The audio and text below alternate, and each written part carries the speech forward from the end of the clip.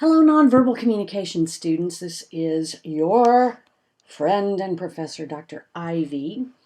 Wanted to point out some information about Chapter 12 in the Nonverbal Communication for a Lifetime textbook. Chapter 12 is one of the toughest chapters that my co-author and I have worked on in this textbook because it is at times personal, it's at times controversial. And so it's about nonverbal cues, communication, and sexuality.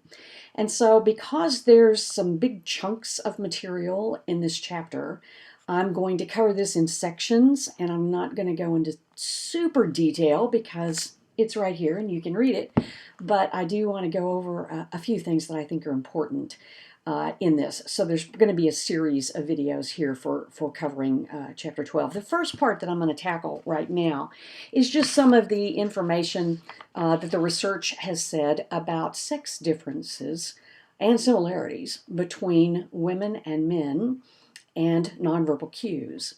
Now, we got to back up because I teach a course called Gender Communication. I also teach a course called Communication and Sexuality.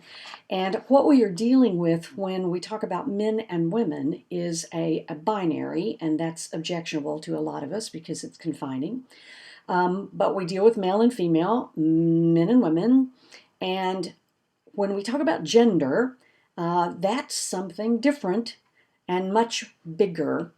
So on page 428, we do define the terms sex and gender and talk about them differently, sex being biological and sex being something assigned at birth. Gender is a much bigger construct, and by construct, I mean you can construct your gender within your culture, you can deconstruct your gender, and you can reconstruct your gender, which makes it very interesting and a lot more fluid than biological sex. Okay, so gender includes your biological sex. It includes your sexual orientation, meaning the persons that you are attracted to for sexual activity, whether you have sexual activity with them or not, and your attitudes towards men and women and the roles that we play in a given society. Your psychological gender is included in the word gender, meaning masculinity, femininity, and something called androgyny, which is a combination of traits and characteristics typically associated with masculinity and femininity. I consider myself androgynous, a blend of masculine and feminine traits as sort of set apart and defined by our culture. But anyway, take a look at that and the differences in sex and gender, and here's kind of the problem. Gender is much harder to study. You can't just put one group of people in a room and say, well, that's that gender, and here's another group of people in a room, and that's that gender, because there is no such thing as an opposite gender. There are multiple constructions of gender. There are many, many different ways to view one's gender and one's gender identity.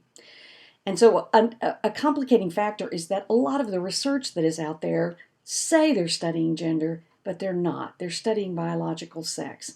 They're looking at here's what men do, here's what women do, here's what girls do, here's what boys do.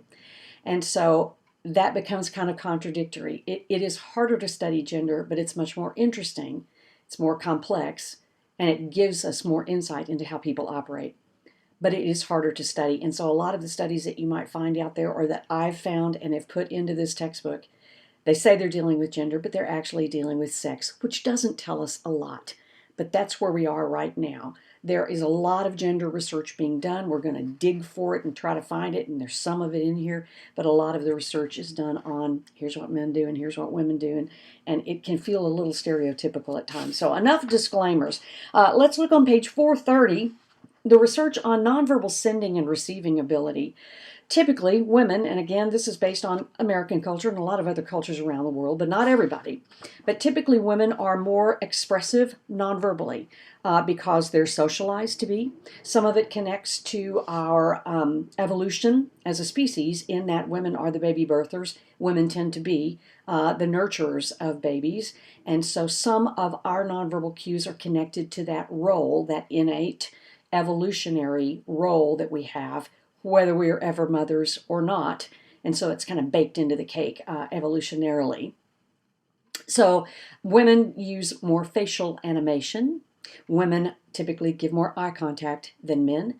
Women use more vocal animation. Women tend to be more touchy, meaning touch oriented, and extend more affection. Some of that goes to the baby birthing and the baby nurturing role, because babies who are not touched and shown affection often struggle a lot medically and health-wise. And so that role of motherhood is very powerful, and it affects a lot of our nonverbal cues, whether we're ever mothers or not, or whether we see ourselves as nurturing and motherly or not.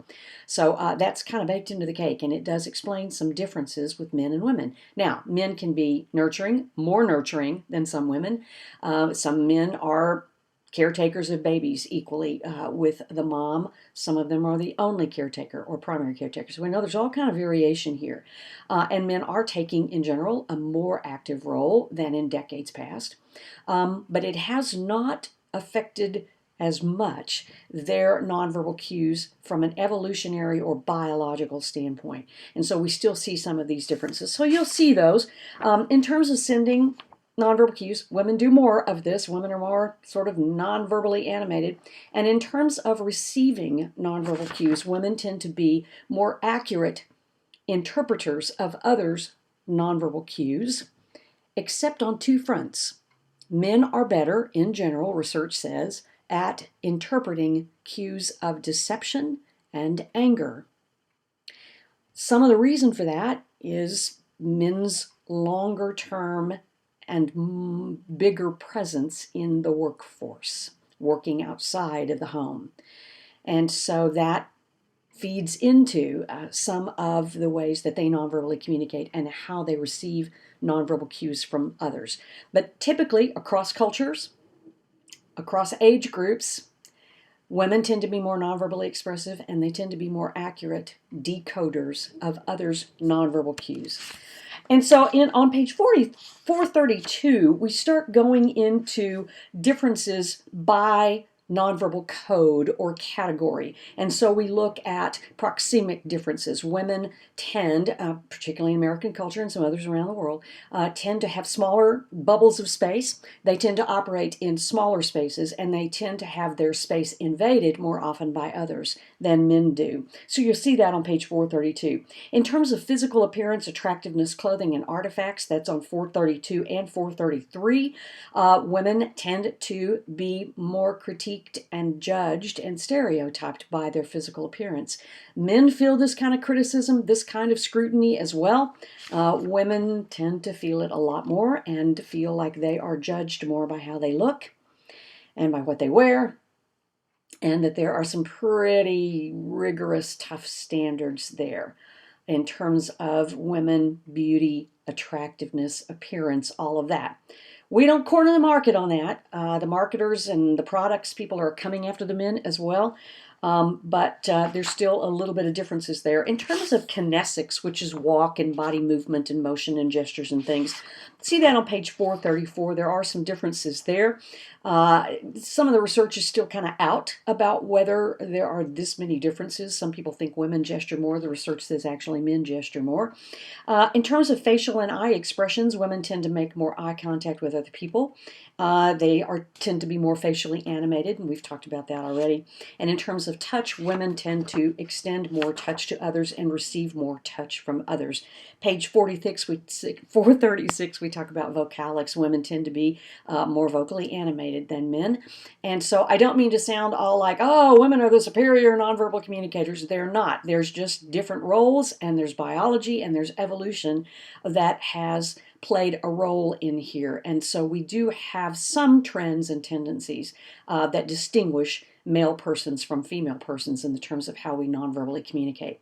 So I'm going to bring part 1 to a close here, encourage you to read this information, kind of compare that to your own life, and we'll be moving on shortly. Thank you so much.